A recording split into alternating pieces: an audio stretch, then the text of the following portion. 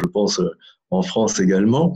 Pour prolonger ce que vient de dire Anne, vous savez que le club France Initiative est né de cette idée précisément de remettre l'influence au cœur d'une forme de politique étrangère de notre pays. Et en s'appuyant en particulier sur la communauté des Français de l'étranger que vous représentez, pour la mettre elle-même au cœur de la stratégie d'influence internationale de la France. C'est pour ça que le thème d'aujourd'hui, qui est notre premier débat, est particulièrement approprié. C'est pour ça qu'on est très content d'avoir Nicolas Tenzer avec nous pour nous aider à réfléchir et vous à poser des questions et discuter sur cette question de ce qui fait en fait l'influence et qu'est-ce qui peut faire à demain l'influence de la France.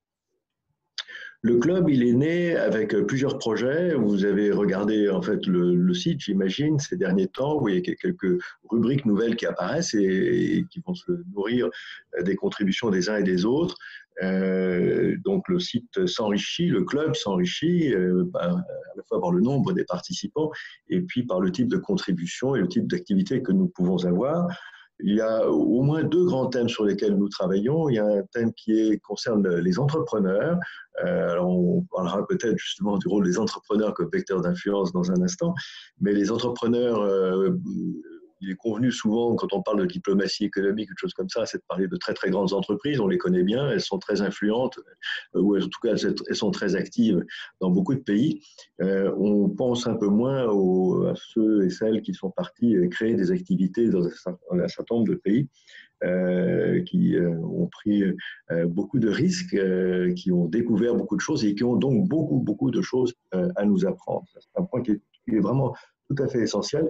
Et si vous avez suivi un peu les activités du Club France Initiative, vous avez vu qu'il a été particulièrement actif dans la recherche de soutien aux entrepreneurs français ces derniers temps dans une situation difficile qu'Anne rappelait il y a un instant.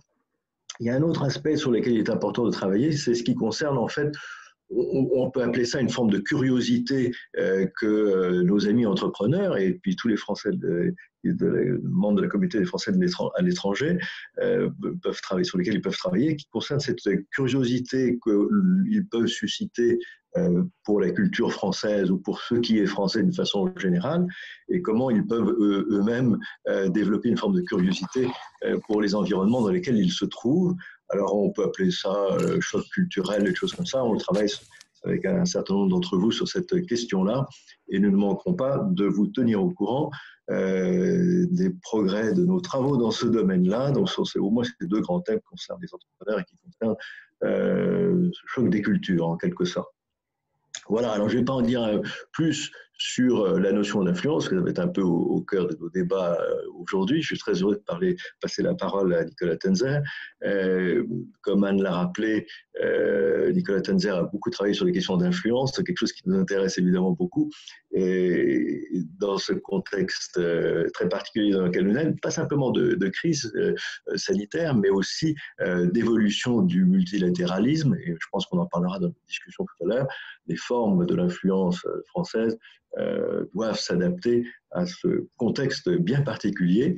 Ce que je vous propose, c'est que après avoir écouté, pendant que nous écoutons Nicolas Tenzer, vous pouvez donc, on l'a rappelé, mais c'est toujours, la pédagogie, c'est l'art de la répétition, vous pouvez lever la main dans la rubrique participants et nous surveillerons ça et on passera la parole pour poser des questions à la fin de l'intervention de Nicolas Tenzer. Merci infiniment à tous de votre présence. Et puis Nicolas, je vous passe la parole. Merci d'être avec nous ce matin. Ah, Nicolas, il faut débloquer votre micro. Oui, il faut sortir du mode mute, oui. Nicolas. Ah, je n'arrive pas le... Ah, pardon. En bas. On va y arriver. Vincent, tu sais faire ça? Voilà, ça y est, c'est bon. C'est bon, voilà, ok, très bien. Bon, chère Anne, merci encore pour votre invitation. Merci à Christian Koenig, à Vincent Berthiaud aussi d'avoir organisé tout ceci. J'essaierai de faire bonjour à toutes et à tous, évidemment, aux quatre coins du monde, dans beaucoup de pays que je connais et que j'aime particulièrement, d'ailleurs pour certains d'entre eux. Je vais essayer de faire un exposé un peu bref pour vous expliquer ce qu'est l'influence et évidemment en quoi nous pouvons agir, et j'essaierai de dégager 5 facettes de cette influence dans un premier temps, avant d'essayer de définir un certain nombre de pistes de recommandations. Alors, certaines se trouvent déjà dans le rapport de 2008 que j'avais rendu au Premier ministre, au gouvernement. Et je crois que malheureusement, après 12 ans, les progrès sont minces. J'aurai peut-être l'occasion d'y revenir.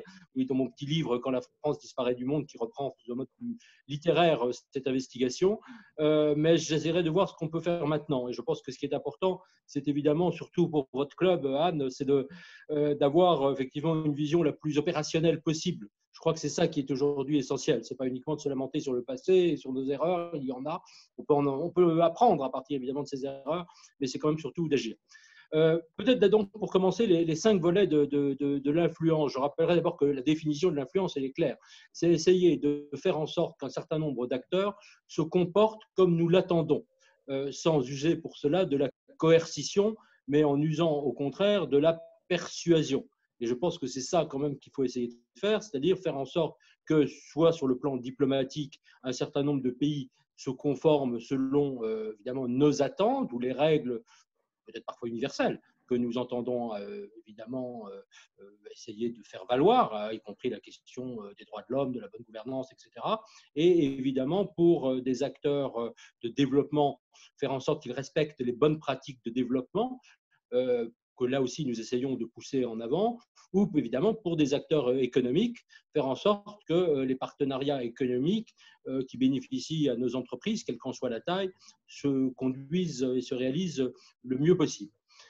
Donc sur ces 5 dimensions de l'influence, je pense qu'il y a une première dimension, c'est évidemment celle de la stratégie. Ce qui est très intéressant, c'est de voir, et j'ai pu le constater en discutant avec un très grand nombre d'ambassadeurs ou de directeurs de l'administration centrale, notamment du Quai d'Orsay, quand on leur dit, mais finalement, quelle est notre stratégie dans tel pays, dans telle zone, eh bien, souvent, on n'a pas de réponse. C'est-à-dire que qu'est-ce que l'on veut faire au Vietnam, pays que je connais un peu, ou en Indonésie, ou à Panama, ou je ne sais où, qu'est-ce qu'on veut faire? Quel est notre objectif à 5 ans, 10 ans, 15 ans? Je reviendrai sur cette notion d'échelle de temps. Eh bien, très souvent, on n'a pas de plan d'action. On n'a pas de plan d'action qui essaye de définir finalement sur le plan diplomatique, sur le plan économique, sur le plan culturel ou intellectuel, qu'est-ce que nous souhaitons faire? Et l'influence, c'est évidemment, l'influence requiert cette stratégie.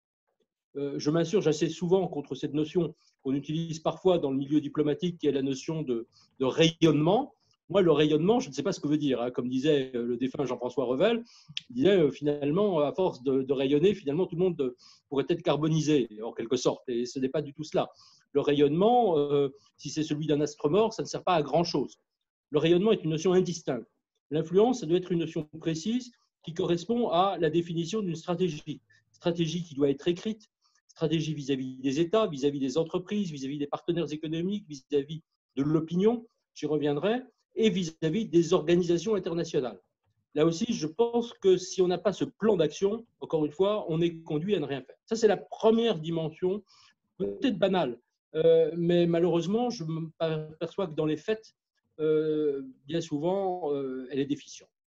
Deuxième, je crois, aspect de l'influence, ça consiste à définir quels sont les acteurs de l'influence. En fait, ces acteurs de l'influence sont multiples. Ce ne sont non seulement, évidemment, les chancelleries diplomatiques, et beaucoup de personnes s'arrêtent en quelque sorte à cela, et puis virtuellement, évidemment, le ministère de la Défense ou les représentations à l'extérieur, évidemment, du ministère de la Défense, ou on peut dire aussi les conseillers économiques dans les ambassades. Non. Les acteurs de l'influence, c'est non seulement les organismes qui dépendent de l'État ou les chambres de commerce et d'industrie, mais ce sont également l'ensemble des entreprises, petites, moyennes et grandes. Ce sont les organisations non gouvernementales, de plus en plus. Ce sont les journalistes, ce sont les intellectuels et les universitaires, ce sont les médias, et ce sont également, point que j'ajouterai certainement par rapport à ce que j'ai pu écrire en 2008, lorsque j'ai fait ce rapport, ou un autre précédent, encore plus ancien, où je traitais déjà de ces questions, en 2002, les réseaux sociaux. Et je pense que cette influence, elle s'exerce vraiment de manière multiforme. Quand vous agissez sur les réseaux sociaux pour essayer de définir ou de montrer quels sont les atouts, pour faire du plaidoyer ce soit un plaidoyer pour de bonnes pratiques économiques ou, par exemple, aussi, pardon, parce que le sujet m'est quand même assez cher, sur la question de droits de l'homme, de bonnes pratiques, de lutte contre la corruption, etc., je pense, ou sur le plan évidemment de la responsabilité sociale et environnementale, on peut multiplier en quelque sorte les sujets, chaque fois, nous sommes en quelque sorte les acteurs d'influence. Et évidemment, il y a un autre acteur que, je vais dire, une autre série d'acteurs que j'ai beaucoup rencontrés lorsque j'ai fait mes différentes missions, que je continue à rencontrer, ce sont par exemple les experts internationaux. C'est-à-dire que l'ensemble des personnes qui sont présentes sur des appels d'offres internationaux, qui sont les experts dans les organisations internationales ou dans les conseils auprès de celles-ci, qui sont parfois des juristes qui participent à des travaux pour fabriquer ce qu'on appelle parfois la soft law, c'est-à-dire le droit souple. Je pense à un exemple, par exemple, je ne sais pas si vous connaissez, certains d'entre vous certainement, la CNUTSI, qui est la Conférence des Nations Unies pour le droit commercial international, qui est un organisme subsidiaire de l'Assemblée générale des Nations Unies, dont le siège est à Genève, à Vienne, pardon. Eh bien, cette organisation définit l'ensemble des bonnes pratiques sur des tout petits sujets, que ce soit par exemple la question du droit d'auteur, de la régulation de l'Internet, etc. Eh bien, dans ce genre de lieu se forgent en quelque sorte les futures lois de demain qui vont s'imposer comme la norme. De même, lorsque vous avez des experts qui participent à la rédaction d'un rapport du PNUD, par exemple, ou de l'OMS, ou de l'Union européenne, bien sûr, sur les bonnes pratiques en matière de développement urbain, d'accès à l'eau, de lutte contre les pandémies, un sujet très actuel, etc., eh bien, il y en a aussi de l'influence qui s'exerce. Vous voyez même récemment la controverse sur la question du vaccin éventuel contre la Covid-19. Qui doit le fabriquer? Est-ce que ce vaccin doit être accessible à tous? Quel peut être son prix? Qui prend en charge le développement, etc. Toutes ces questions participent évidemment de notre influence internationale. Je crois que ça, c'est le deuxième volet, c'est évidemment bien prendre conscience que nous avons cette pluralité d'acteurs. Et à mon point de vue, il n'est pas question pour l'État de fédérer en quelque sorte cette pluralité d'acteurs. Personne ne peut fédérer, ces acteurs sont infiniment libres.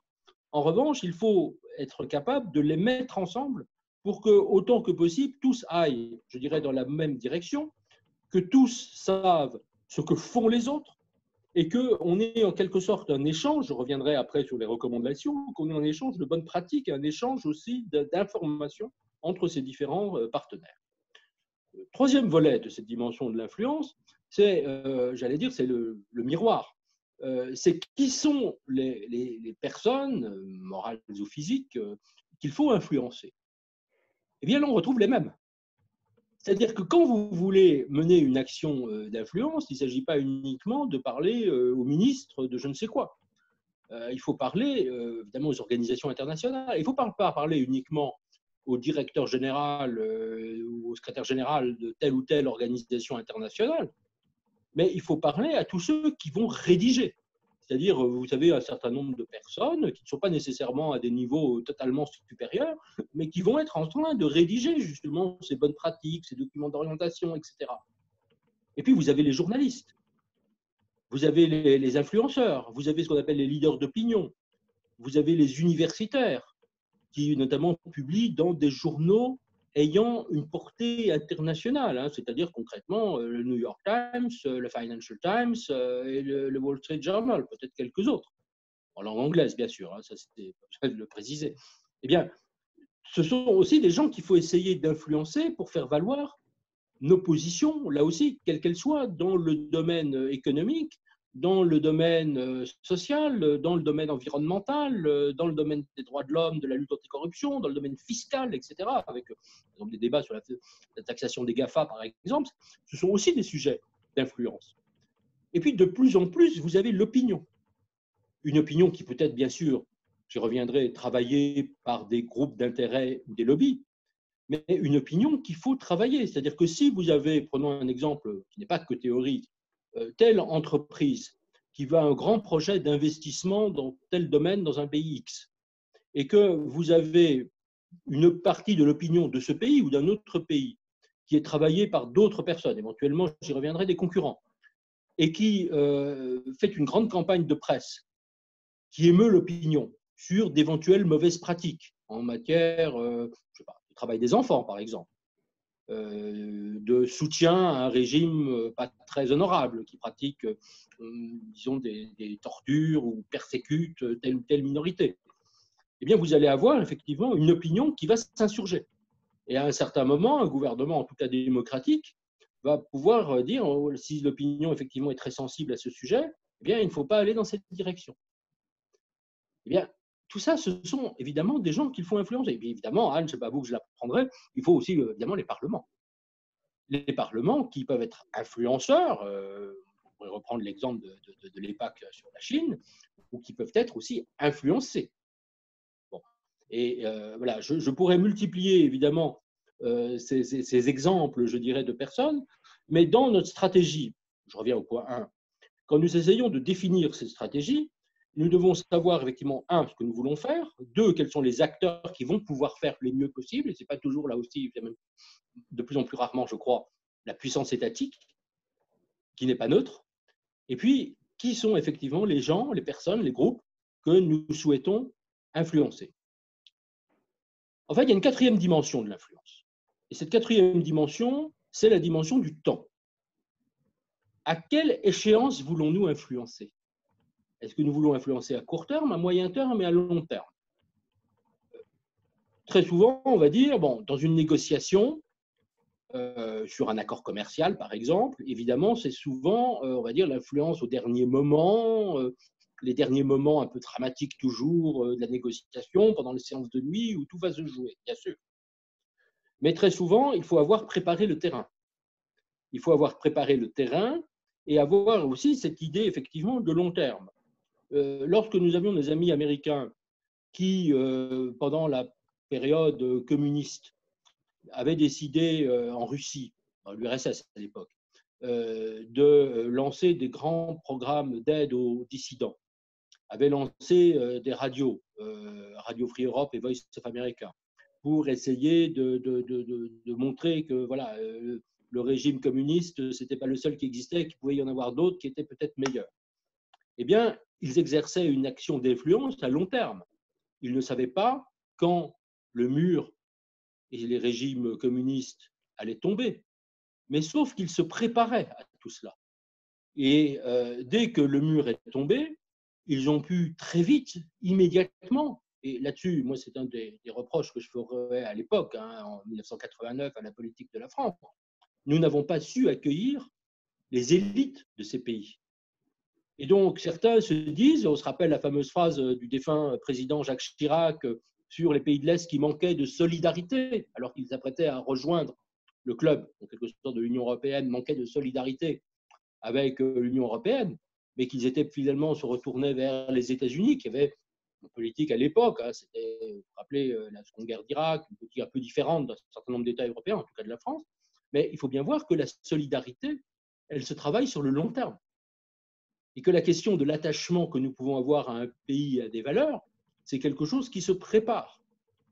Et je crois qu'il faut avoir cette dimension-là, même quand on va traiter, le sujet pardon, est un tout petit peu politique, mais quand nous traitons avec un certain nombre de pays qui vous connaissent des révolutions qui sont malheureusement parfois réprimées dans le sang, que ce soit en Asie ou que ce soit au Moyen-Orient, etc., eh bien, il faut avoir une idée, je pense, de qui vont être les élites de demain.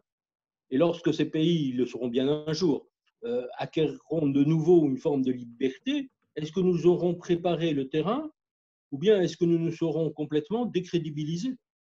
Voilà, ça c'est sur le plan politique. Mais sur l'influence économique, on a exactement le même type de raisonnement. Vous vous rappelez l'histoire, je dirais, de la centrale nucléaire aux Émirats. Il y a eu un projet à l'époque d'Areva, et finalement, le projet d'Areva a été écarté par les autorités, malgré des relations continues qu'on avait avec ces pays au profit d'un projet sud-coréen. Mais parce que tout simplement, les Sud-Coréens, c'est un cas d'école, avaient préparé le terrain. Ils n'avaient pas uniquement cherché à faire de la diplomatie au plus haut niveau, rencontres entre les ministres, le président, etc. Mais ils avaient envoyé des ingénieurs depuis très longtemps sur place pour essayer de montrer aux ingénieurs de ce pays que leur projet probablement était meilleur que le nôtre. Ça, c'est aussi une action d'influence. Et je crois que nous devons avoir cette idée quand même de prendre le temps du temps. Moi, j'en discute souvent. Je pense qu'il est peut-être il est en train de m'écouter avec un de mes très bons amis qui est un consultant et expert reconnu internationalement, en tout cas au Vietnam, et qui dit que voilà, quand on traite avec les Vietnamiens, par exemple, eh bien, il faut avoir une influence, prendre le temps, laisser le temps au temps, hein, comme dirait Mitterrand. C'est-à-dire, voilà, prendre le temps d'aller une fois, deux fois, trois fois, revenir, montrer qu'on est en relation de confiance, etc. Tout ceci, ça se prépare. Ce qui suppose, et ça c'est un vrai sujet, ça suppose un investissement de long terme.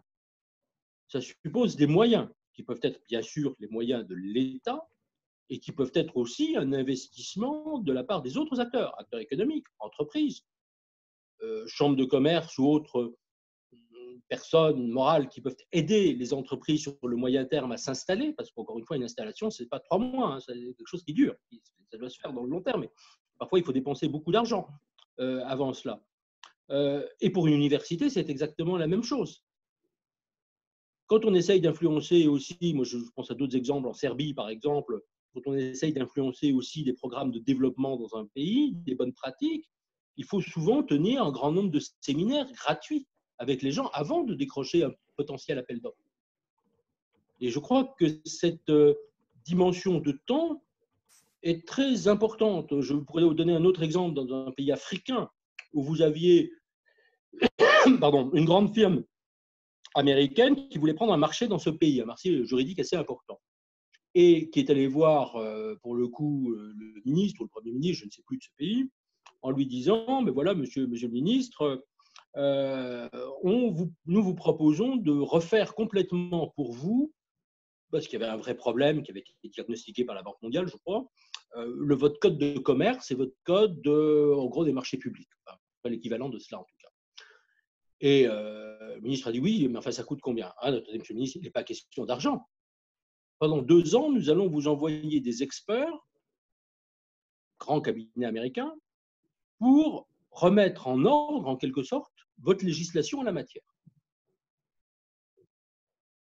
Est-ce que vous voyez l'influence à long terme que ce cabinet, et au-delà de ce cabinet, bien voir, parce qu'on est quand même dans un système de concurrence juridique entre le droit dit romano-germanique et le droit continental, celui de la common law, vous voyez l'influence que ça a pu avoir à moyen terme sur le développement juridique, toute l'infrastructure juridique, avec les conséquences induites évidemment en termes de contrats dans ce pays.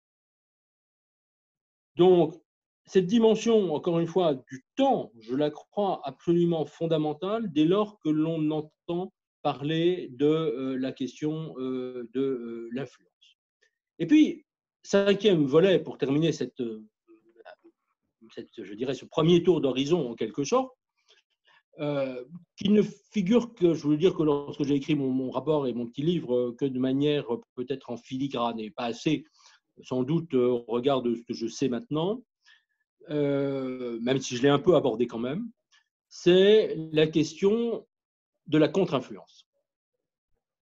Parce que l'influence, en quelque sorte, fait partie d'un couple, influence contre influence. De même que l'expertise, expertise contre expertise. Aujourd'hui, nous sommes effectivement dans un monde concurrentiel, ça c'est une banalité, mais où nous avons un certain nombre de concurrents, voire un certain nombre d'adversaires. Sur le plan étatique, parfois j'utilise quand même le terme ennemi, qui cherchent à défaire notre influence. Qui cherchent à la défaire, tout simplement parce que il y a certains pays qui préfèrent que lorsqu'on a un projet de développement, eh bien, que tous les standards que nous préférons en matière de bonne gouvernance, de corruption, de droits de l'homme, de droits humains, de droits des enfants, de respect de l'environnement, etc., eh bien, tout ceci ne soit pas nécessairement très respecté. Alors que nous, en général, en Europe, en tout cas, nous sommes plutôt attachés à ces standards. Eh bien, ils vont essayer de décrédibiliser, évidemment, l'Europe, d'une manière ou d'une autre, par tous les moyens possibles. Hein, évidemment, articles dans la presse, influence au niveau des parlements, influence au niveau du gouvernement, les réseaux sociaux. C'est la même chose dans le domaine de la diplomatie. Je vais vous donner là aussi 1000 exemples, évidemment, notamment chinois et russes, sur lesquels je travaille pas mal. C'est la même chose, je dirais parfois très directement, pour un certain nombre d'entreprises. Je l'évoquais rapidement tout à l'heure déjà, mais prenons un autre exemple. Lorsque vous avez un célèbre fabricant de pneus français qui, tout à coup, observe sur la toile, hein, sur Twitter ou Facebook, ou voilà, je ne sais quel réseau social, tout à coup, un certain nombre de remarques. Alors, quelqu'un qui est en Indonésie, quelqu'un qui au Mozambique, quelqu'un qui en Uruguay, quelqu'un qui, etc., va dire « Oh là là, c'est terrible, j'ai eu un accident de voiture, mon pneu a éclaté. » Et puis, vous en avoir 2, 3, 5, 8. Bon. Et évidemment, c'était tous des pneus de la même marque, française. Ça pourrait être une marque américaine ou britannique, peu importe ici l'exemple. Bien, vous voyez, c'est un exemple très simple sur la manière dont peuvent se construire des actions de contre-influence. Là, évidemment, avec des mauvaises pratiques, des pratiques délictueuses, mensongères. Mais c'est quelque chose qui n'est pas complètement exceptionnel dans la vie des entreprises. Lorsqu'un grand concurrent essaye d'éliminer un autre de tel marché, on s'aperçoit que parfois toutes les pratiques, même les plus odieuses, deviennent possibles. Donc ça veut dire qu'il faut répondre. Il faut répondre à la fois à des attaques directes. Ça peut être le cas pour des grandes entreprises. Je te donne cet exemple un peu fantaisiste, mais encore pas tant que ça. Mais ça peut être des entreprises de médicaments, des entreprises dans le domaine nucléaire, des entreprises, je sais pas, la fabrication d'huile, d'autres entreprises chimiques. Bon, vous voyez très bien ce que ça suppose comme action de contre-influence. Mais c'est également la même chose, évidemment, dans le domaine des politiques de l'État, où vous avez un certain nombre de pays dictatoriaux qui sont fortement appréciés par des groupes divers sur les réseaux sociaux et qui, évidemment, se retrouvent, les États démocratiques peuvent se retrouver en assez mauvaise position, évidemment, pour défendre leur point de vue. Donc, je pense que nous devons de plus en plus voir cela sur le plan international. Et même si on regarde quelque chose qui est assez récent, évidemment, qui a attiré l'attention du monde entier, qui sont évidemment les pratiques chinoises à l'OMS. Vous voyez que là, on est très typiquement sur ce genre d'action. Et je crois que c'est de plus en plus le monde de demain va être évidemment fait de cela. Je crois que j'ai déjà parlé 20 minutes. Je vais peut-être, dans les 5 minutes qui viennent, essayer de dresser un certain nombre de pistes et puis surtout répondre ce qui est essentiel à vos questions. Premièrement, je crois que la première chose, c'est qu'il faut, alors ça a été dit 100 fois, mais malheureusement, il faut, je crois, le répéter, il faut chasser en meute, comme on dit. Je pense que c'est tout à fait important. C'est-à-dire que le culte du secret, le fait que l'État ne veuille pas communiquer ces éléments aux entreprises ou que les entreprises soient réticentes à partager un certain nombre d'informations sur je dirais, des bonnes pratiques, le fait que chacun aille séparément sur un marché, etc. Je pense que ce n'est pas une bonne chose. Alors, encore une fois, ça s'améliore. C'est moins le cas peut-être qu'il y a 20 ans ou 30 ans, mais je pense que nous pouvons encore nous améliorer. Moi, j'étais quand même très frappé de voir les bonnes pratiques de nos amis allemands. Par exemple, moi, je me rappellerai dans un pays asiatique, je voyais les gens, je crois que c'était du PNUD, et les gens que je voyais, le représentant du PNUD et son adjoint, juste avant moi, recevaient toute une délégation allemande qui leur avait proposé de les aider, tenez-vous bien, à rédiger leur plan d'action et leurs priorités stratégiques pour les années qui viennent. Et les Allemands étaient venus avec non seulement les représentants de l'ambassade, hein, l'équivalent du chef du conseil économique, chef de mission économique, mais aussi les gens du patronat allemand, quelques grandes entreprises, des gens de la section internationale de la KfW, hein, Kreditanstalt für Wiederaufbau, c'est-à-dire l'équivalent de notre sens, enfin c'est un mélange plutôt c'est une sorte de fusion entre CDC et AfD, hein, pour prendre des exemples français, plus un certain nombre d'autres partenaires, et qui, ensemble, ont essayé de montrer aux gens du PNUD, finalement, quels étaient les programmes qu'ils pouvaient lancer sur les prochaines années. Évidemment, tout ceci correspondant quand même assez bien au savoir-faire allemand, aux bonnes pratiques allemandes, etc. Un autre exemple, qui est un exemple du Brésil, dans les années 2007, en 2007-2006, les Allemands, et là aussi, tous ensemble, Ils ont, avec le soutien de l'État, le soutien des partenaires économiques, l'action évidemment en termes d'experts de la GIZ, Gesellschaft Internationale Zusammenarbeit, donc l'agence en gros d'expertise de l'Allemagne, plus évidemment le patronat, chambre de commerce, plus les établissements scolaires, ont équipé un certain nombre, enfin l'équivalent des IUT brésiliens en machines-outils, pour essayer de former donc les jeunes Brésiliens, techniciens supérieurs, sur ces machines-outils. Je n'ai pas besoin de vous dire quelles peuvent être les conséquences à moyen terme. Bon. Tout ceci, ce sont des actions conjointes. Je pourrais donner des exemples britanniques. Donc ça, je crois que c'est la première chose qui me paraît très importante.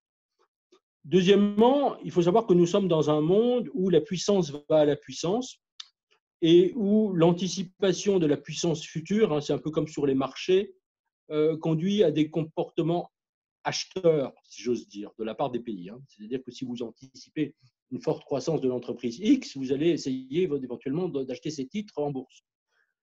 Si vous anticipez une faible puissance, eh bien, vous allez avoir l'action contraire. Donc, je pense que la question de la promotion de l'image de la France, l'idée évidemment que notre pays, mais quand je dis notre pays, ce n'est pas un truc abstrait, hein, ce n'est pas le pays au sens diplomatique nation, c'est aussi nos savoir-faire, nos entreprises, nos universités, etc. Ce sont évidemment des entreprises du futur, que les anticipations sur la croissance de la France ou sur sa capacité à bien faire sont plutôt positives. Si nous arrivons à convaincre un certain nombre de nos partenaires que c'est la réalité, eh bien, je pense que nous pourrons essayer de vendre. Et ça, c'est une mobilisation qui n'est pas, encore une fois, une mobilisation de l'État uniquement. Je pense que c'est là aussi une mobilisation conjointe de l'ensemble de nos acteurs. Et je pense que nous n'avons pas probablement acquis suffisamment de visibilité sur l'ensemble de nos performances. Nous sommes quand même plutôt dans le dénigrement ou l'autodénigrement, plutôt que sur la mise en valeur de nos atouts. Alors, encore une fois, tout ceci se prouve, hein, évidemment. Je pense que les œuvres de Dieu doivent toujours être manifestes pour être crues. Mais c'est à peu près pareil pour l'expertise, c'est-à-dire qu'il faut, à un moment, il faut essayer de montrer qu'on est capable de faire. Je pense que ça, c'est très, très important. Le troisième volet, je pense, sur lequel nous pouvons insister en termes d'action, c'est évidemment la capacité, je crois, à non seulement mettre ensemble, je dirais, l'ensemble de ces acteurs, mais à tout simplement les soutenir davantage.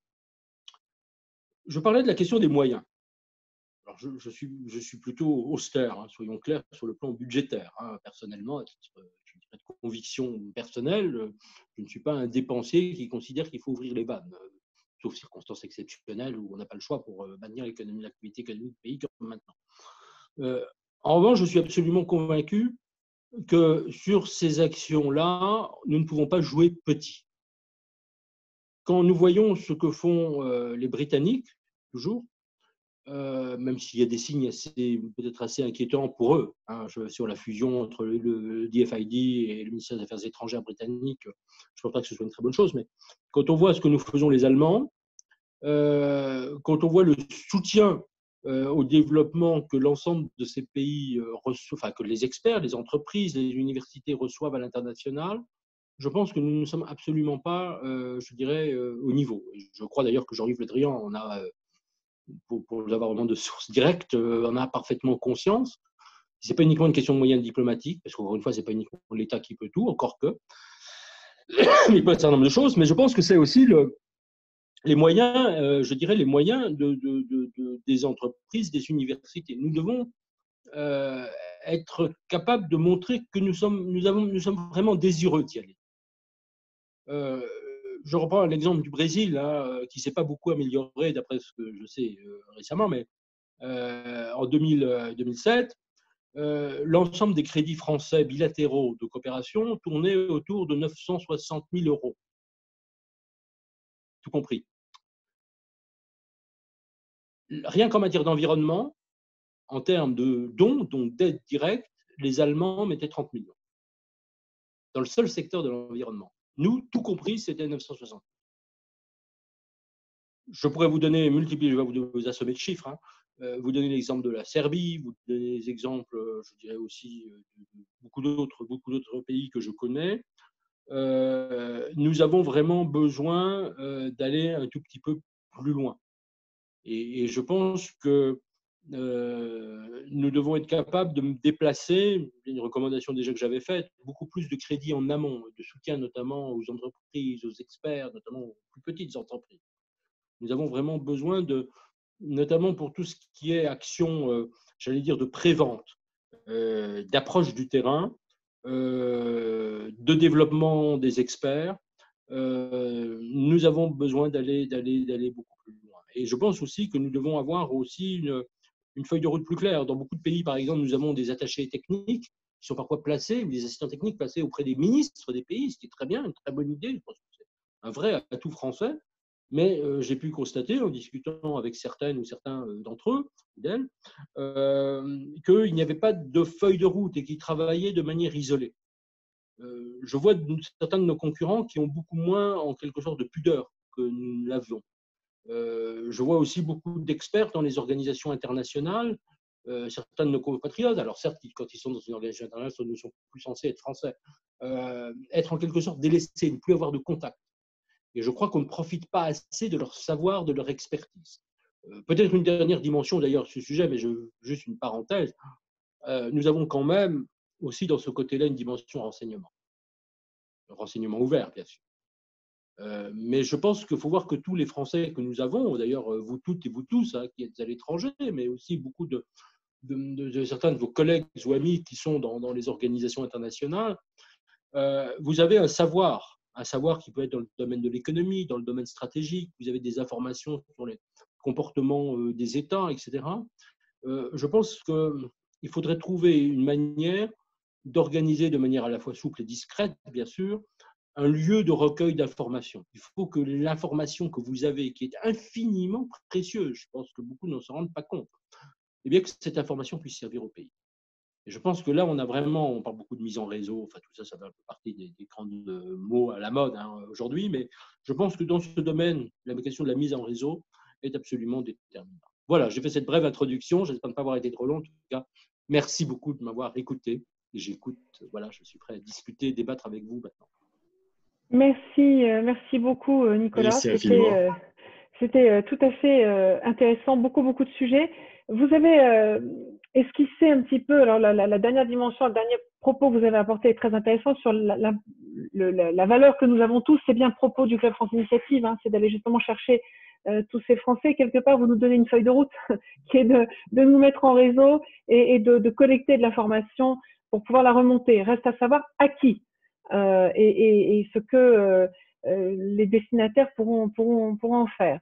Je vais laisser la parole aux uns et aux autres, mais j'ai bien compris que le plan d'action, donc la feuille de route, définir les acteurs, définir la cible, j'ai l'impression, franchement, pour être plus proche de ce que la France peut faire depuis 3 ans, effectivement, il y a beaucoup de trous dans la raquette quand même pour qu'on arrive à faire quelque chose de vraiment tout à fait efficace.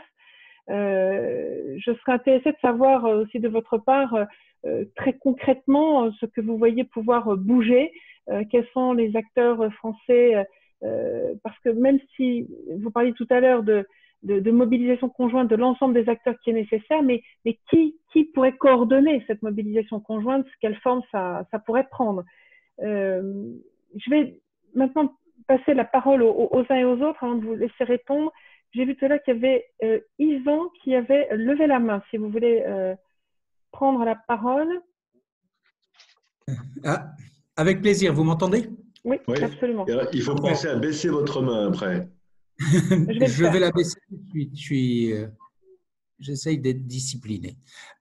Voilà, je me présente, je suis Yvan Sicaner, j'ai été président de la Chambre de commerce franco-péruvienne pendant très longtemps. Je vis maintenant à Panama.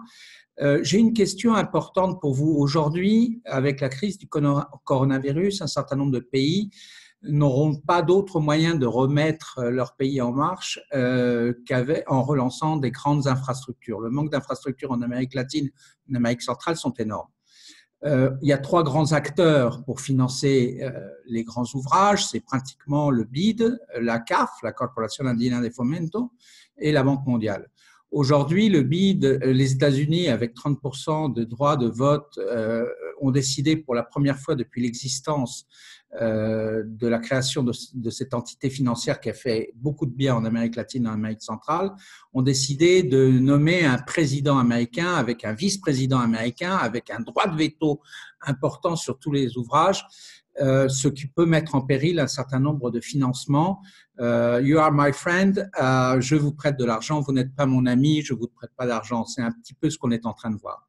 Aujourd'hui, il y a un autre acteur très important qui est la CAF. C'est vrai que l'AFD a fait un travail extraordinaire et je suis en adéquation totalement avec leurs actions, même s'il y a certaines actions qui ne vont pas jusqu'au bout. Mais ne croyez-vous pas que ce serait le moment que la France puisse rentrer dans CAF, puisqu'ils sont en train d'ouvrir leur capital, et d'avoir, en parlant des lobbies, et c'est vrai que je vous ai écouté et vous avez tout à fait raison, d'avoir comme membres du directoire tous les ministres d'économie et finances pratiquement de tous les grands pays d'Amérique centrale et d'Amérique latine. Ça, c'est ma première question. Alors, Nicolas, avant de vous laisser répondre à Yvan, pour compléter ça, du coup, sachant la présence française dans certaines instances, quel est votre regard sur la présence française dans différentes instances para-onusiennes? On sait que la Chine a pris position dans de nombreuses instances para-onusiennes qui, me semble-t-il, au regard de pas mal de, notamment nos diplomates français, paraissaient anecdotiques et dans le fond se sont révélées tout à fait stratégiques. Est-ce que la France ne va pas s'intéresser à des organisations para-onusiennes qui ne sont pas forcément les plus influentes in fine, même si elles peuvent avoir je pense par exemple à l'organisation, il y a une organisation sur les droits de l'homme à laquelle la France postule prochainement, mais on a vu que la Chine qui s'est intéressée, je crois, à la structure qui s'occupe des brevets, par exemple, voilà, la Chine s'est intéressée à des structures qui étaient moins peut-être prestigieuses ou connues, et puis qui se sont révélées peut-être tout à fait stratégiques et déterminante pour l'influence chinoise. Voilà, je vous laisse donc répondre à cet ensemble de questions. La présence française dans quels organismes, dans quelles institutions? Merci Anne. Alors oui, alors peut-être effectivement plusieurs éléments de réponse. Hein. Encore une fois, d'abord je ne suis pas omniscient sur tout, hein, mais peut-être quand même sur votre première question, Anne, que vous aviez posée juste avant, Monsieur Sicaner, sur effectivement la question de qui pour coordonner, parce que je pense que c'est une question claire. À l'époque, j'avais proposé dans le rapport, c'était une formule, on pouvait évidemment l'ajuster. C'était l'époque où Martin Hirsch était haut commissaire aux solidarités actives, donc je me suis dit c'est une formule intéressante. Moi, j'avais proposé un haut commissaire à l'expertise internationale, ou on peut dire l'expertise internationale et au développement de l'influence française. Alors, peut-être pas mettre influence dans le titre, hein, pas génial, enfin, on va trouver autre chose, peu importe. Mais en tout cas, j'avais suggéré qu'il y ait effectivement quelqu'un qui soit un peu plus qu'un délégué interministériel sans pouvoir, d'où au commissaire, et quand même Martin Hirsch à l'époque, comme siégeait au gouvernement, il ne faut pas l'oublier, peut-être moins qu'un ministre, parce qu'un ministre, ça passe, disons quelque chose entre les deux, une sorte de vraiment de très haut fonctionnaire, mais ayant un statut un peu plus politique que la plupart des hauts fonctionnaires. Tout ceci s'était heurté à une fin de non-recevoir absolument claire à l'époque, je parle très ouvertement, c'est maintenant un peu ancien, du ministère des Affaires étrangères.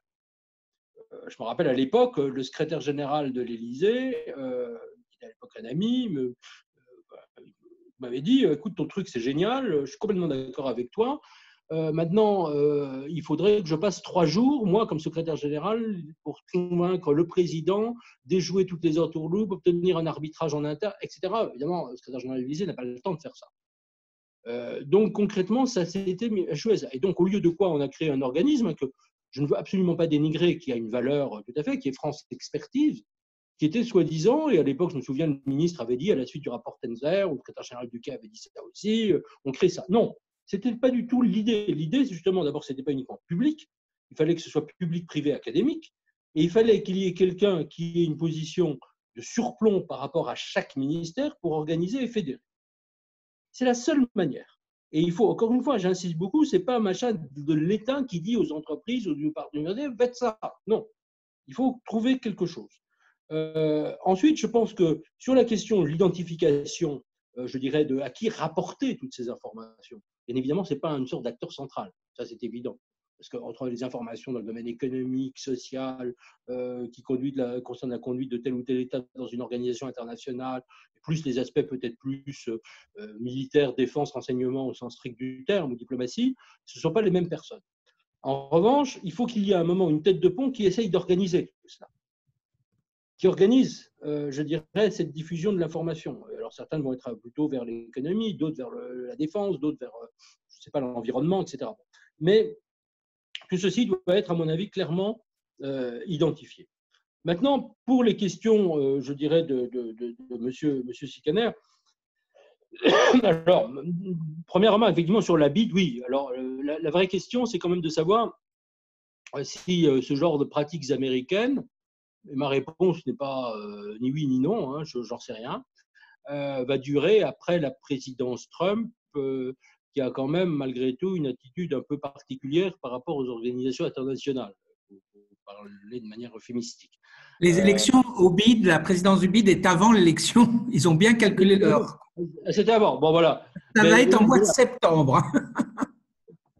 Ouais, bon, on verra. Oui, voilà. Donc là, je pense qu'il y a un vrai sujet.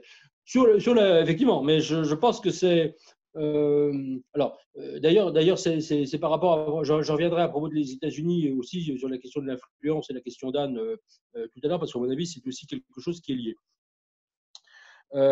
Deuxièmement, sur effectivement la présence française au conseil d'administration que vous avez évoqué, j'allais dire là-dessus, c'est à vous, à vos amis, aux gens que vous connaissez, à mon avis, d'essayer de vendre l'idée au ministre de l'économie et des finances.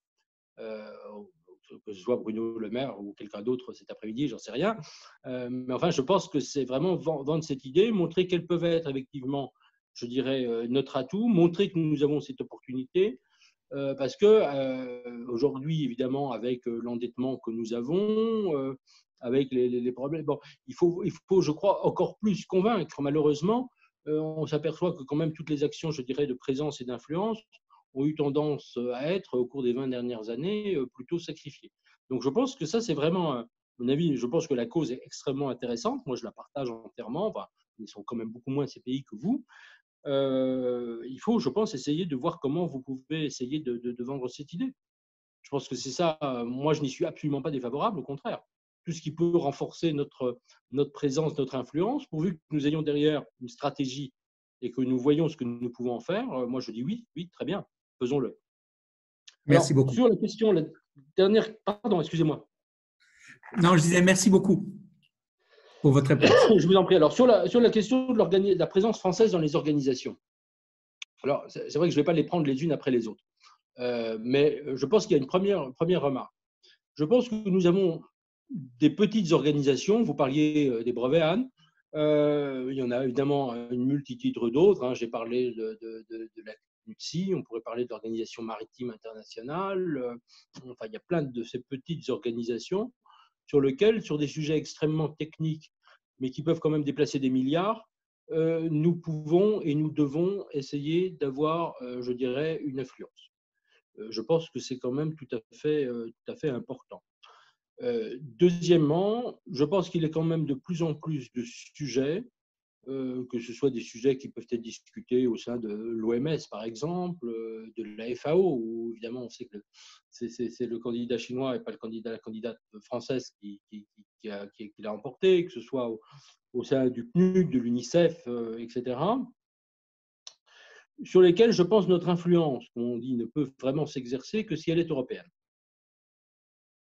C'est-à-dire que je pense effectivement, on a vu avec certains scandales de l'OMS, je dirais, où, si nous n'avons pas une stratégie commune de la plupart des pays européens pour essayer d'aller dans le même sens, en termes là aussi de bonnes pratiques, de normes, de standards, de recommandations, notre influence va être complètement diluée. Alors ça, il faut voir ça au cas par cas. Je ne veux pas donner une règle générale et absolue, mais je pense que c'est très important. Troisièmement, je pense que sur cette question de l'influence, et là aussi, il faut bien voir que ça a été rappelé lors des débats sur l'OMS, faut pas oublier que le docteur Tedros n'était pas le candidat de la France. En revanche, qu'à l'époque, les Américains ont été aujourd'hui beaucoup plus vocaux, comme on dit, sur le sujet. Il avait été soutenu par les Américains. Et donc, on peut espérer que, si nous avons, j'allais dire, quand même une bonne surprise pour le 3 novembre aux États-Unis, on aura une prochaine administration américaine avec laquelle nous pourrons, nous, pays européens, mieux travailler pour faire valoir des bonnes pratiques dans les organisations internationales. Je suis un fervent défenseur du lien transatlantique, évidemment peut-être particulièrement abîmé aujourd'hui, mais je pense qu'il y a des sujets, pas sur tous, parce que comme des sujets où nous sommes virulemment concurrents et ça ne va pas changer, même si Joe Biden est élu le 3 novembre, il y a quand même certains sujets sur lesquels nous pouvons faire plus ensemble. Et je pense que la crise du coronavirus et ce qui s'est passé notamment à l'OMS ont été quand même des révélateurs qui devraient conduire, je pense, à essayer de faire bouger les lignes.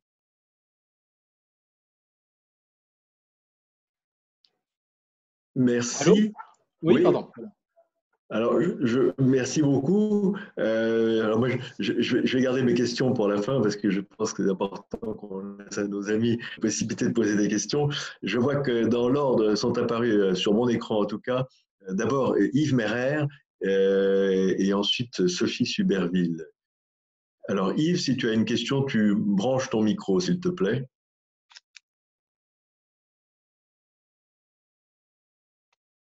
Yves, est-ce que tu m'entends ?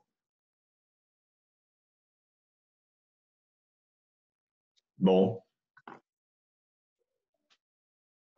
Alors, on va voir, je vois qu'il y a un petit problème de son. Yves, est-ce qu'on arrive à rétablir le son? Vous m'entendez maintenant? Parfait. Oui. Donc, oui, merci beaucoup, Monsieur Tanzer, pour votre intervention qui ouvre l'esprit. Moi, je voudrais partager un petit peu mon expérience d'ancien cadre dirigeant du groupe Shell et comment travaille une grande entreprise dans le monde et dans les différents pays. Et j'ai eu la chance d'animer justement les questions d'influence comme dirigeant en Russie, en Chine, au Moyen-Orient, dans un certain nombre de pays. Et nous faisons aussi bien au niveau du pays qu'au niveau de chaque projet ce que l'on appelle un stakeholder management plan, où l'on fait depuis 30 ans exactement ce que vous avez défini, à savoir que l'on fait la liste de tout ce que l'on appelle les stakeholders, c'est-à-dire pas les actionnaires, mais tout l'ensemble des acteurs, depuis le sommet de l'État au niveau technique, de tous les gens qui doivent être influencés et qui peuvent influencer et agir sur le succès ou l'échec d'un projet, aussi bien en mode normal qu'en préparation à des crises. Et c'est un outil excessivement utile. Et alors que je pense que nous devons être excessivement pratiques et pragmatiques, dans le cadre de l'action que Anne Genetet a initiée, je crois qu'il faudrait faire quelque chose d'à peu près équivalent pour des acteurs qui ont des intérêts convergents. Donc, on pourrait penser aux petites entreprises, aux start-up françaises dans un pays ou dans un autre, qui auraient des convergences et qui pourraient faire conjointement le type d'exercice que l'on faisait au niveau du groupe pour en tirer les bénéfices qui sont tout à fait considérables lorsque l'on fait ces actions et lorsqu'on les poursuit de façon structurée. Donc, j'applaudis des deux mains sur la nécessité d'engager et de faire ce type d'exercice. Et je crois que ce qu'il faudrait dans le cadre du club France Initiative, c'est de trouver les moyens de faire ce que font ces grandes unités telles que Royal Dutch le faisait et de l'appliquer dans un réseau convergent d'intérêts aussi bien au niveau français que au niveau, par exemple, des petites et moyennes entreprises qui ont absolument besoin de ces aides. Donc, merci beaucoup. Je voulais simplement partager cette expérience et je pourrais vous donner beaucoup d'exemples où effectivement cela a fonctionné. Merci beaucoup. Enfin, je ne vais pas commenter puisque je ne puis qu'être d'accord avec vous. Je pense que c'est effectivement, il faut vraiment poursuivre dans cette voie. D'ailleurs, dans les acteurs, il y en a un que j'ai oublié de mentionner tout à l'heure, enfin peut-être même plusieurs, mais ce sont quand même les grandes collectivités territoriales. J'ai pu voir par exemple, l'exemple du Vietnam est assez intéressant, où nous avons eu du côté, je dirais, de Hanoï, un engagement fort de la région Île-de-France, du côté de Saigon, chez Minville, un engagement fort, enfin, qui date d'il y a plus de 15 ans, hein, de la région Rhône-Alpes, sur des aides au développement et des actions d'expertise des grands projets urbains. Et donc, je pense que nous avons aussi, je ne l'ai pas mentionné parce qu'il y a quand même cette dimension quand même de région à région, de dimension locale, je crois, aussi de territoire, qu'il faut certainement aussi ajouter côté français. Et il faut, je crois, aussi pousser beaucoup dans ce sens. Alors, Anne, je ne sais pas si vous dire quelque chose, mais moi, il y a volontiers un petit commentaire pour faire la transition et passer la parole à Sophie Suberville. C'est que par rapport à ce que vous avez décrit, qui au fond le vœu d'une plus grande coopération entre tous ces acteurs qui peuvent contribuer à l'influence, on a un peu l'impression qu'il y a souvent des jeux de pouvoir qui se déclenchent et qui empêchent cette coopération. Il me semble que la grande force du France Initiative, c'est qu'il est hors appareil, hors système, d'une certaine mesure. Et je pense qu'il faut se servir de ça comme un facteur d'efficacité dans la coopération entre tous les acteurs que vous avez mentionnés. En tout cas, c'est comme ça que je vois les choses. Sophie Suberville. Oui, oui, vous m'entendez? Très bien. Oui, bonjour, Sophie Suberville. Je suis conseiller consulaire à San Francisco et en fait, je suis française de l'étranger depuis toujours. Je suis née au Mexique et j'ai déménagé ici il y a 22 ans maintenant, mais je n'ai jamais vécu en France. Et en fait, la France, pour moi, elle a toujours eu, effectivement, elle a toujours été très influente. Quand j'étais enfant, c'était un des plus gros réseaux d'alliances françaises. C'est la France qui a construit le métro à Mexico quand j'étais enfant. Enfin, la France était partout, les lycées français, elle était vraiment très, très puissante. Aux États-Unis, ici en Californie, les meilleurs ingénieurs dans la Silicon Valley sont français. La Californie, elle applaudit quand même beaucoup tout ce qui s'est passé en France au niveau de la gestion du Covid. Mais moi, ce que je voudrais, et je pense que monsieur Meyer a répondu un petit peu, et je voulais demander à monsieur Tenzer, comment est-ce qu'on peut imaginer de changer un petit peu cette France qui arrive et qui est absolument excellente, mais vous l'avez dit un petit peu dans votre présentation, parfois n'ose pas bien se vendre. Elle est parfois dans ces jeux de pouvoir dont parlait également monsieur Koenig maintenant. Comment est-ce qu'on peut arriver à, en dehors d'avoir un interlocuteur et d'échanger les bonnes pratiques, arriver à avoir peut-être un changement de mentalité ou un changement de compréhension des choses dans le monde, de ce qui marche et de ce qui ne marche pas. Parce que je vois souvent se répéter ce phénomène où la France est accusée d'être soit trop hautaine, donc se dire bon bah là ça ne va pas, soit de ne pas arriver à bien vendre ses produits. Et comment est-ce qu'on peut faire pour faire changer ça en fait? Et moi je pensais que je sens que le club initiative, France Initiative, se positionne très bien par rapport à ça, mais comment est-ce qu'on peut être le plus efficace pour avoir les meilleures pratiques au niveau international en fait, ou prendre les meilleures pratiques de l'étranger aussi? Merci, je pense que ce sont effectivement des très bonnes et très justes questions, sachant que l'une des grandes difficultés, c'est qu'il est vrai que le paysage français n'est par définition pas uniforme. C'est-à-dire que vous avez les meilleures pratiques possibles, l'innovation, le développement de talents absolument extraordinaires d'expertise à l'étranger. Encore une fois, je pense que nous avons effectivement de bonnes pratiques qu'il faut mettre en avant, qui se combinent avec le pire. C'est-à-dire le renfermement ou, je dirais, les caricatures, les Français qui rechignent à apprendre la langue du pays ou qui, je dirais, ne se voient qu'entre eux, ou les gens qui se déplacent pour des missions qui, à peine le vendredi arrivé, retournent à la maison, ne passent pas assez de temps, enfin, etc. On a le tout. Et encore une fois, très souvent, malheureusement, je vais dire pour reprendre le schéma inverse, c'est la mauvaise monnaie qui chasse la bonne. C'est-à-dire que dans l'image, ce sont plutôt les mauvaises pratiques qui tentent à dominer. Idem sur l'arrogance diplomatique. Ça, c'est peut-être la première remarque. Et donc, je crois que ce qui est très intéressant, c'est aussi, évidemment, peut-être que ceux qui agissent au détriment de cette image de la France, qui ne le font pas toujours intentionnellement, puissent aussi le savoir. Et inversement, que nos amis étrangers, peut-être qu'on leur mette mieux en avant les savoir-faire français et les atouts français. Moi, je vois dans le cadre d'IDEFI, donc l'association Initiative pour le développement de l'expertise française à l'international et en Europe, que j'ai fondée puis présidée entre 2009 et 2015, et mon successeur actuel, Cyril Bouillard, va dans le même sens. On avait essayé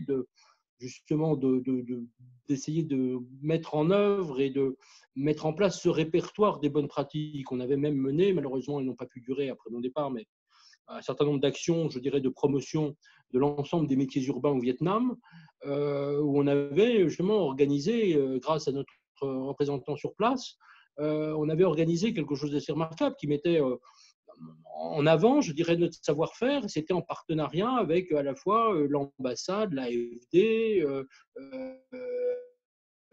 France Expertise, un certain nombre de grands groupes, mais aussi de petites entreprises et de cabinets d'architectes, les régions que j'ai mentionnées d'ailleurs, hein, Île-de-France et Rhône-Alpes. Et donc, on avait pu montrer cette image où on savait de manière très pragmatique répondre aux besoins et aux demandes du pays. Je pense que c'est ça aussi qu'il faut essayer de montrer. Il faut quelques actions phares qu'on essaye de mettre en valeur. Je ne veux pas donner cet exemple parce qu'on l'avait réalisé au Vietnam, mais je pourrais donner aussi beaucoup d'autres, et puis certains d'entre vous, je pense que vous en avez aussi. Deuxièmement, peut-être aussi une remarque. Moi, c'est une chose qui me frappe. Alors, c'est à la fois peut-être inquiétant et en même temps rassurant. Je m'aperçois qu'en France même, les choses sont en train de changer. Quand je vois, par exemple, ne prenons que les grandes écoles et les universités, ou certaines universités, quand je vois aujourd'hui, je le vois aussi pour mes propres étudiants d'ailleurs, la manière dont ils sont attirés par l'international, le partenariat avec des universités et centres de recherche internationaux, l'implantation d'un certain nombre quand même de grandes écoles, voire d'antennes d'universités à l'étranger, la capacité à parler anglais d'un certain nombre des jeunes générations avec quand même un bond spectaculaire depuis 20 ou 30 ans, je me dis que les choses changent. Et en même temps, ce que je vois parfois quand je fais des actions en France ou des conférences, je dirais, sur le terrain ou pour des partis politiques ou des syndicats ou des associations, je m'aperçois que très souvent, hein, que l'auditoire d'ailleurs soit de gauche ou de droite, quel que soit le milieu, se scindait en deux. Elle se scinde dans une partie de monde qui sont prêts à aller à l'international, qui perçoivent, encore une fois, c'est le titre de mon livre de 2012 que vous avez rappelé, Anne, que la France a besoin des autres et qu'on a vraiment besoin de s'immerger dans le monde international. Je ferai d'ailleurs tout à l'heure une petite remarque à propos du Covid. Et puis, il y a toute une autre partie qui est complètement effrayée par ce monde international, pour qui c'est terrifiant. Et je pense que nous aurons véritablement fait des progrès, et là, j'allais dire, ce n'est pas de clé évidente, que lorsque une grande majorité de la population française aura compris que l'international est notre salut. Et que ça demande cet investissement dont je parlais tout à l'heure pour toutes les écoles, les universités, les collectivités, etc. Moi, je m'aperçois encore, même dans l'administration française, qu'on a un certain nombre de directeurs dans différents ministères. Je ne parle pas évidemment de ceux qui sont très exposés, comme le Quai ou la Défense, mais disent oh, bon, l'international, ça ne m'intéresse pas. Envoyer des experts internationaux, y compris d'ailleurs avec le retour d'expérience que ça peut avoir en France, c'est pas intéressant, c'est une perte du temps, l'international, c'est un gadget, etc. Et je pense qu'on a quand même ce type de comportement aussi à changer. Je pense également, enfin c'est peut-être une idée, alors là je m'adresse un peu à Anne, mais je pense que nous en avions déjà parlé, et puis j'ai parlé souvent avec beaucoup de mes amis ou amis parlementaires, bien souvent. Je suis certain que l'international devrait être beaucoup plus présent dans les débats politiques. non seulement les questions de politique étrangère. Je trouve que par rapport à d'autres pays, nous débattons beaucoup trop peu en France, et notamment d'ailleurs au Parlement, de ces questions de politique étrangère, ou en tout cas qu'il n'y a pas assez d'écho de ces débats. Et je trouve ça non seulement dommage sur le fond, mais je pense que ça a des effets. Mais je pense que sur tous les volets internationaux, en général, y compris commerce extérieur, influence, etc., nous gagnerions à avoir beaucoup plus d'implications, je dirais, notamment du Parlement sur ces sujets. Je pense que je prêche une convaincue avec vous, Anne, mais je pense que c'est évidemment un point aussi important pour qu'il y ait cette prise de conscience. Et à partir de là, je pense que les comportements vont changer.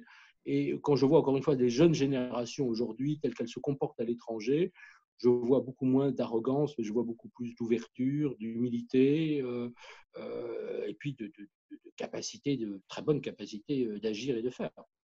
Alors, Nicolas, si je peux rebondir sur ce point-là, ça je vous rejoins tout à fait, et j'ai une de mes collègues qui est là, on sera tout à fait d'accord toutes les deux pour dire que effectivement, parler de sujets internationaux, ça, on a du mal à accrocher, à accrocher l'attention et l'intérêt pour ça. Mais avec ce que disait Sophie Supervielle tout à l'heure, qui disait qu'elle, quand elle était plus jeune, elle voyait une présence française très active, une France très influente finalement. Que s'est-il passé pour qu'il y ait finalement, j'ai l'impression qu'il y a eu un changement entre cette époque que Sophie évoque, sans révéler son âge, enfin, Nicolas, je pense que vous verrez un petit peu à quelle époque on se situe, et puis aujourd'hui, où on voit que effectivement, on a beaucoup de mal, nous, au Parlement, à imposer des débats sur les sujets internationaux, nous, à faire parler, alors ma collègue Liana pourra peut-être en parler, dans les collectivités territoriales, de l'importance, même si elle est en Bretagne, où les Bretons, il faut reconnaître, sont très, très actifs, et très, très influents, je pense. Mais on voit bien qu'on a du mal à convaincre de l'importance. Et quand vous expliquez tout à l'heure ces tactiques, ces approches de certains grands cabinets de conseil qui vont, et je vois que Franck signalait que KPMG est aussi directement auprès du cabinet de Narendra Modi en Inde, c'est quand même incroyable. Qu'est-ce qui s'est passé pour que la France perde cette perception de l'importance d'être présente sur des sujets sans lesquels, si on est absent, ce sont d'autres normes qu'un jour on risque de nous imposer? Alors, ce qui s'est passé, je pense, c'est plusieurs choses. D'abord, encore une fois, et je le dis avec encore une fois ma casquette de budgétaire têtu, en même temps, depuis 20 ans, malgré tout, les crédits se sont considérablement amenuisés sur le plan, je dirais, de notre action extérieure. Et ça, c'est quand même aussi une réalité qui, à un certain moment, devient visible. Moi, je vois quand j'ai fait mes différents rapports internationaux, il y a dans un cas 13 ans et dans l'autre 20 ans, et je parle on pourrait parler d'autres missions, y compris plus confidentielles, que j'ai pu faire il y a 25 ans. Je veux dire, quand on voyait, je dirais, non seulement les experts, ce qu'on appelle les experts, pas seulement les experts techniques, mais les assistants techniques dans un certain nombre de pays. Je pense notamment à des pays d'Afrique où il y avait un très grand nombre de médecins, d'infirmiers, d'hydrologues, d'agronomes, de vétérinaires, etc. Et puis vous parlez de tout le réseau des alliances françaises, etc. On avait une présence qui était beaucoup plus visible. Et il y avait une forme d'exception française par rapport à d'autres. Et puis les autres, encore une fois, nous sommes entrés dans un monde plus concurrentiel, les autres ont commencé à se développer et à agir. Pendant que nous descendions, je dirais, en termes de crédit, les autres, c'est-à-dire non seulement, je ne parle même pas des Américains qui sont hors catégorie, mais les Allemands, mais aussi, je pourrais dire, dans certains pays, les Italiens, dans certains pays, alors de manière beaucoup plus ciblée, les Espagnols, les Nordiques. Moi, je suis très impressionné par ce que font aussi, par exemple, les Suédois en matière de développement, avec un plan cible sur un nombre limité de pays, mais avec une masse critique parfois beaucoup plus forte que la nôtre. Ce que font, bien sûr, mais là depuis assez longtemps déjà, les Japonais, ce que font de plus en plus les Coréens du Sud, eh bien, on a eu cette concurrence de plus en plus forte. Je pense que ça, c'est assez marquant et qu'on n'a pas eu, je dirais, on a en quelque sorte raté le coche. Ensuite, nous étions présents, évidemment, surtout sur un certain nombre de pays. Vous avez cité, évidemment, certains pays d'Amérique latine, mais privilégiés, si j'ose dire, comme le Mexique. Évidemment, dans beaucoup des pays d'Afrique, soit Afrique du Nord, avec dans certains cas comme des difficultés, et d'Afrique subsaharienne. Mais nous avons sur certains pays, et je pense notamment d'ailleurs de l'Europe centrale et orientale, ou les Balkans, Nous avons, par exemple, raté le coche sur certains pays asiatiques aussi. Et je pense que à un moment, quand on perd du terrain ou de l'influence, voilà, mais je suis pas là pour regretter le passé. Encore une fois, je pense que c'est pas une bonne attitude. Bon, je pense qu'on a manqué de vision stratégique, et surtout, je pense que nous n'avons pas véritablement su ce que nous voulions faire. Pour moi, la déficience, je pense, originelle, si j'ose dire, elle est intellectuelle, elle est dans le projet. Qu'est-ce qu'on a voulu faire? Et je n'ai pas eu l'impression, pour avoir discuté quand même avec pas mal de ministres des Affaires étrangères depuis 25 ou 30 ans, et leurs conseillers, qu'il y ait eu de la part de moins de certains nombres d'entre eux, je dirais, une vraie conscience d'abord de notre potentiel, le potentiel de personnes simplement présentes dans ces pays, quelle que soit leur profession, et aussi une volonté de dire, voilà, qu'est-ce que nous cherchons à faire? Je reviens à mon point 1, stratégie. Avoir une présence française, c'est très bien. Avoir de bons ingénieurs français ou des écoles ou des alliances françaises, c'est très bien. Mais pourquoi? Et je crois qu'on n'a pas perçu très bien et bien défini tout ça. Merci. Alors, il y a à la fois quelques messages d'inquiétude et aussi quelques messages d'espoir, notamment des évolutions qui sont très positives. Je voudrais passer la parole à Jean Lestienne qui va nous expliquer d'où il nous parle. Vous m'entendez là? Très bien. Non, mais là, vous avez coupé votre micro. Voilà. Donc, je suis également conseiller consulaire et je rejoins, je crois que c'est M. Merer qui travaillait chez Shell. Moi, j'ai travaillé dans une entreprise française qui s'appelle Facom dans l'outillage, et je pense qu'il faut prendre des méthodes du privé, il faut faire ce qu'on faisait dans nos entreprises. On a mis des moyens. À l'époque, on voyageait, on avait la COFAS, on était assuré donc par la COFAS qui nous permettait de récupérer de l'argent éventuellement si l'émission n'était pas bonne. Et puis, une fois qu'on se rendait compte que le pays valait le coup, on y installait quelqu'un, on embauchait des gens sur place, c'est-à-dire on mettait des vrais moyens. Et Facom s'est développé à l'international, tellement développé qu'un Américain nous a acheté à la fin. Donc ça, c'est quand même pour dire que c'est des moyens qu'il faut. Hein. Et en plus, en personne d'influence que j'avais, j'ai quand même eu l'occasion de croiser Marc Ladrette de la Charrière, le président Lachman, donc des gens d'influence, on va dire. Moi, je rejoins Sophie, il y a une chose qui nous manque énormément, mais j'ai l'impression que ce débat est un débat d'initiés. Et je ne suis pas initié à tous ces grands pays, puisque moi, je suis dans un petit pays, et pas initié à toutes ces grandes conférences non plus.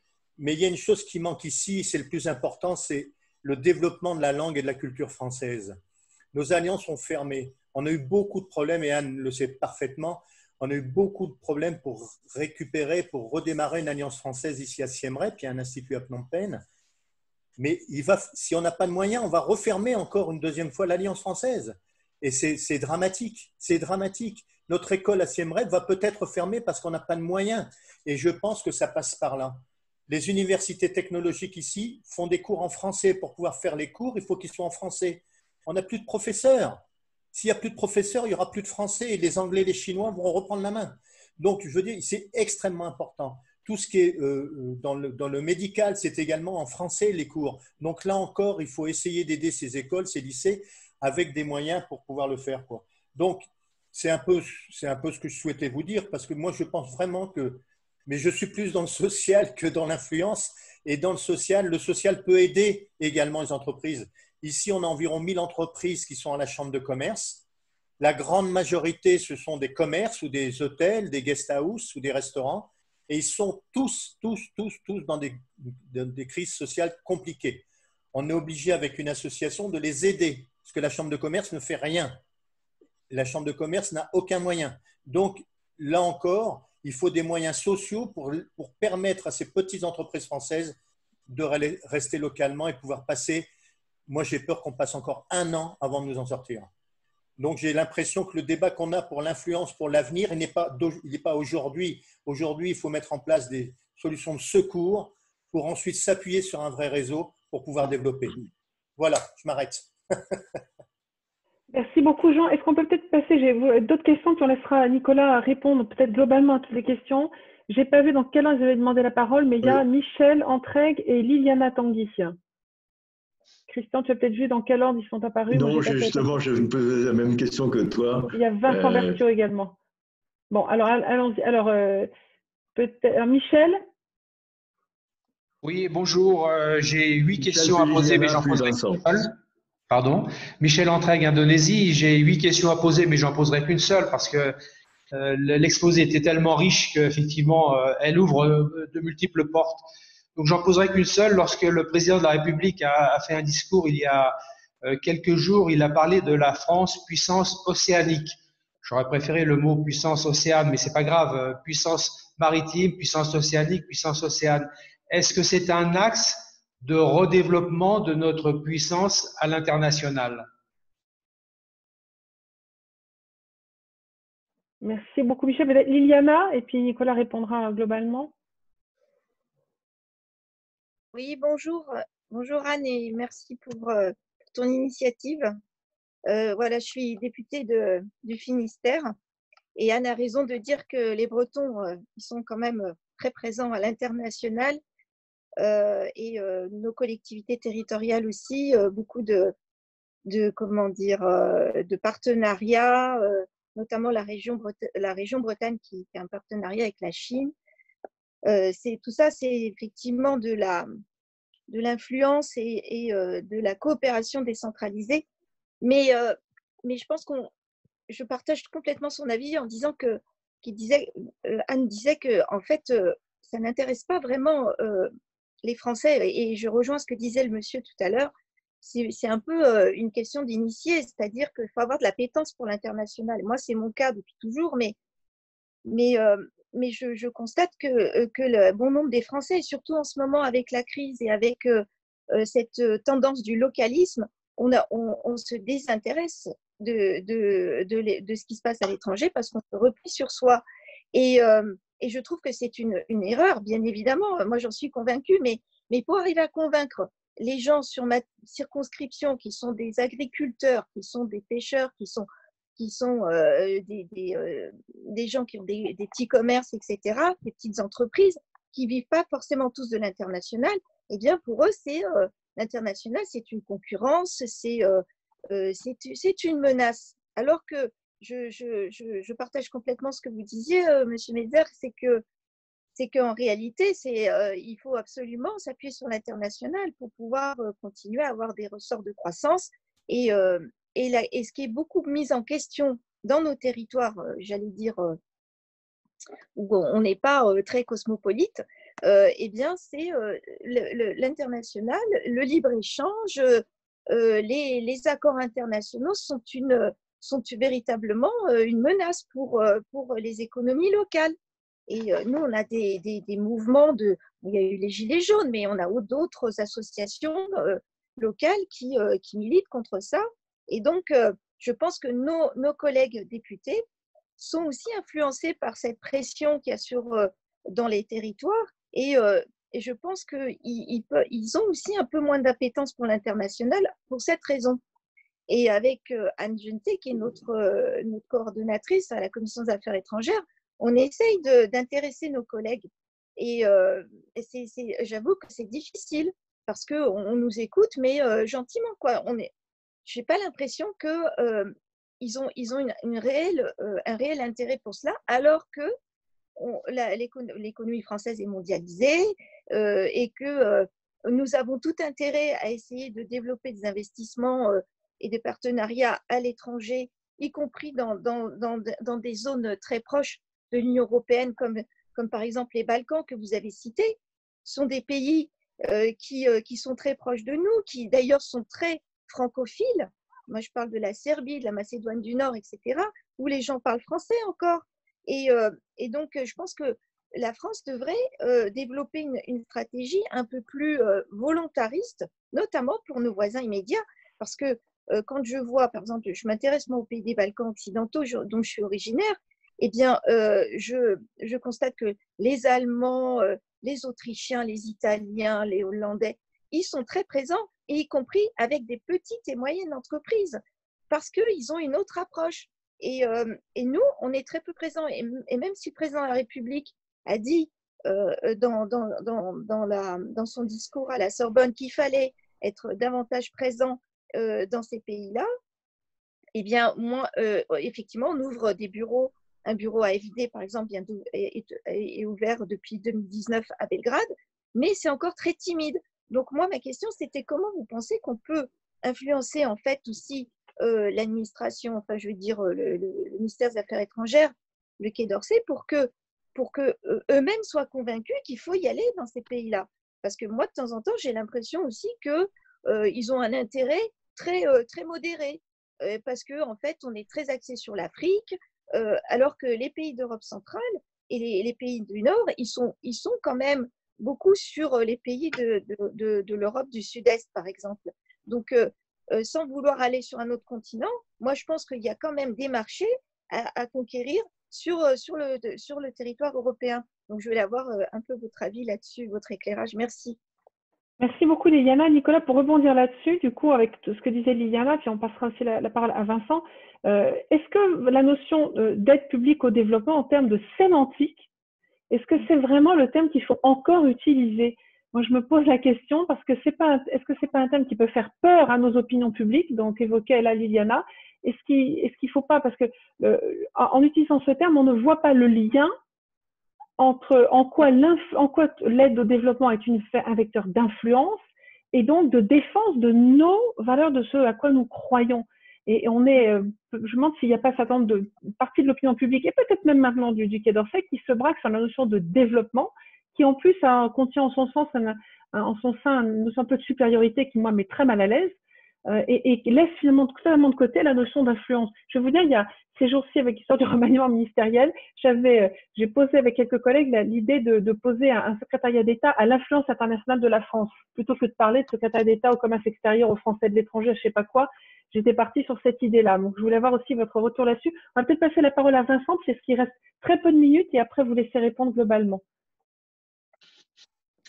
Oui, Nicolas, moi, par rapport à votre exposé, j'avais deux petites questions. La première, je me demandais si, justement, par rapport à l'influence, quel était votre sentiment par rapport à la communication de la France, mais quand je parle de communication, vraiment des relations publiques. Moi, il y a une chose qui me frappe, j'ai l'impression, le sentiment, et parfois j'ai eu l'expérience aussi, qu'on était assez faible dans ce domaine. Je pense notamment à la question du tourisme, par exemple. Je me souviens quand je vivais à Bangkok, à peu près la moitié de l'année, il y a 3 pays qui communiquent dans le métro à Bangkok: l'Australie, le Japon et l'Italie. Et c'est toute l'année. Enfin, vous avez des campagnes, vous avez toutes les plages d'Italie toute l'année, toutes les plages d'Australie, etc., etc. Et c'est idiot, mais ça marque. Et en France, ça, on n'est pas capable de le faire. Enfin, après, bon, il y a peut-être cette question des moyens, mais j'y reviendrai après. Et par ailleurs, je trouve que sur les réseaux sociaux aussi, la France est assez faible. Je crois que l'influence aujourd'hui, c'est aussi les influenceurs, c'est aussi les Instagrammeurs, les gens qui ont des blogs, etc., etc. Et là-dessus, il me semble qu'il n'y a pas de stratégie, pas de coordination. Vous avez Atout France d'un côté, Business France, vous avez le MEAE, vous avez France Expertise. Tous ces gens-là ne se parlent pas. Il n'y a pas de coordination de relations publiques. Très, très faible réseau aussi au niveau des journalistes. Grande difficulté à mobiliser des journalistes sur des sujets, etc. Donc, je voulais avoir votre impression par rapport à ça. Et l'autre sujet, on parle beaucoup des moyens. Bon, la question que je me pose, c'est, tout à fait objectivement, la France met quand même beaucoup de moyens. On a un réseau, on est quasiment présent partout dans le monde, etc. Et la question que je me pose, c'est par rapport à cette influence, est-ce qu'on ne serait pas plus fort si on priorisait? C'est-à-dire que si on avait des priorités, notamment géographiques, est-ce qu'il ne faut pas réfléchir, à un moment les Britanniques s'étaient posé cette question-là, est-ce qu'il ne faut pas réfléchir à revoir aussi le dimensionnement du réseau et avoir des zones géographiques sur lesquelles on met plus de moyens, et inversement peut-être se retirer de certaines zones où notre influence de toute façon, pour des raisons culturelles et historiques, est de toute façon très faible. Merci. Alors, je ne sais pas, je réponds à chacun ou à tous en même temps. Allez-y, oui, tous en même temps, parce qu'il va falloir bientôt qu'on clôture. Oui, bon, je vais essayer d'être rapide parce que j'ai l'impression qu'il y a matière pour continuer pendant des heures. D'abord, sur une première remarque de Jean Lestienne tout à l'heure, moi je pense que l'un des vrais sujets que nous devons avoir, et je pense qu'il faut vraiment poser cela clairement au ministre, évidemment dans un contexte budgétaire qui est celui qui est le nôtre, c'est que je crois que nous devons absolument sauver quand même ce qui reste, je dirais, de notre patrimoine à l'étranger. Quand je dis patrimoine, vous parliez des alliances, vous parliez des cours que nous restons, des partenariats avec un certain nombre de facultés. Alors, sauf quand on n'a vraiment personne. Parce qu'il y a certains pays, malheureusement, où on a des alliances vides.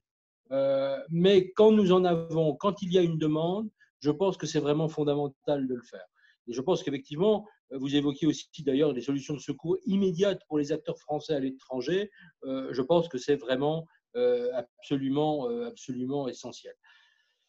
Je pourrais épiloguer, mais je vais essayer de faire bref. Sur la question de Michel Antraigues, effectivement, puissance océanique, moi je pense que la France était aussi une puissance continentale.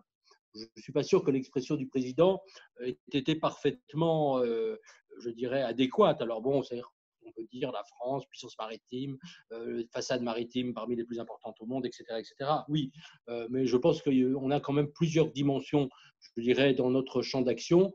Et la dimension continentale, je vais y revenir tout à l'heure, notamment, je dirais, l'Europe et en particulier l'Europe centrale et orientale et les Balkans, c'est quelque chose qui est absolument nécessaire.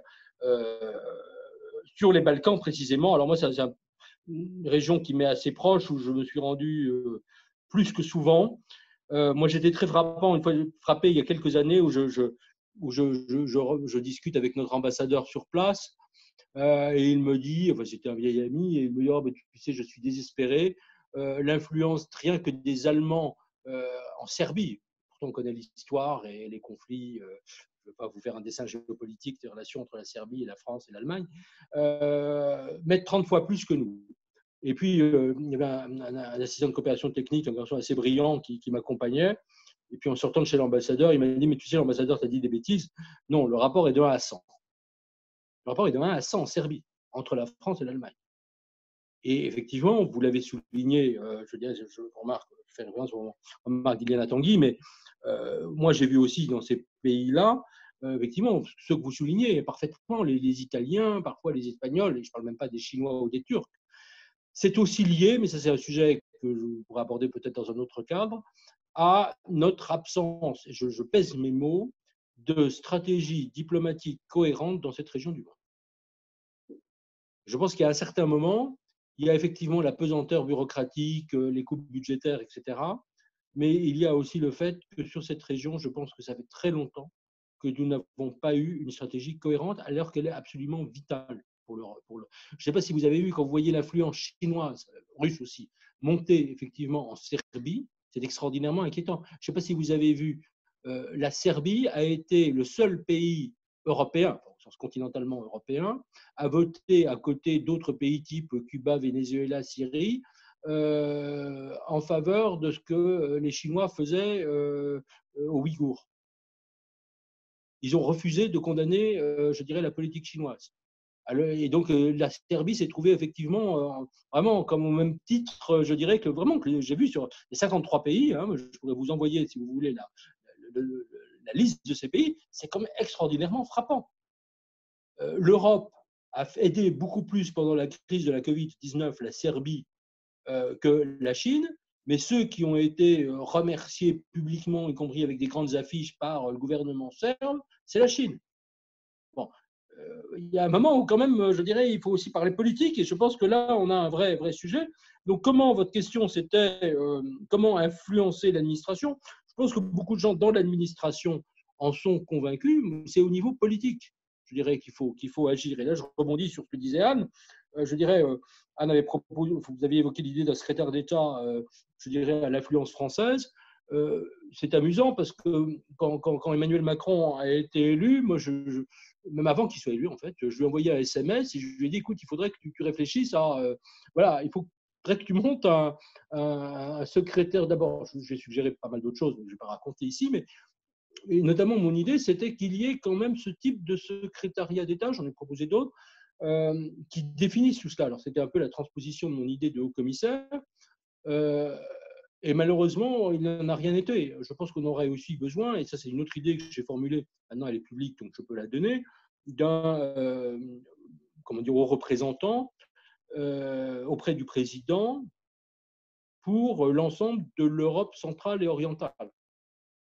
J'ai fait cette proposition, elle est publique, je l'ai donnée dans un article il y a plus de 3 ans, mais je pense que c'est une idée vraiment essentielle. Et quand je dis Europe centrale et orientale, ce n'est pas seulement l'Union européenne, bien sûr, mais ça concerne également les pays hors Union européenne, y compris les pays du Balkan, plus évidemment Ukraine, Géorgie, Moldavie, etc.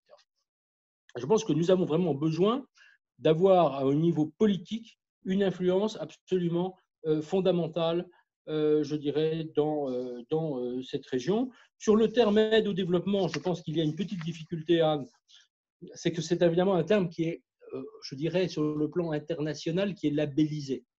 Au point même que vous savez que vous avez un rapport du CAD, le comité d'aide au développement de l'OCDE, qui chaque année fait un examen de l'aide au développement avec des critères fixes d'ailleurs et très précis de qu'est-ce qui est dans l'aide publique au développement, qu'est-ce qui ne l'est pas, pour l'ensemble des pays, je dirais, de l'OCDE. Donc il y a un peu cette difficulté, mais je suis sur le fond totalement d'accord avec la terminologie. Et d'ailleurs, le vrai sujet, c'est comment nous participons, je dirais, à l'action et au développement, je dirais, des différents pays, comment nous les influençons et comment nous coopérons. Moi, je suis assez favorable plutôt à l'idée de coopération, partenariat. Il faut trouver quelque chose et je pense que ça vaudrait en tout cas la peine que dans notre langage, nous puissions partir. Nous puissions réfléchir et essayer de pousser cette idée.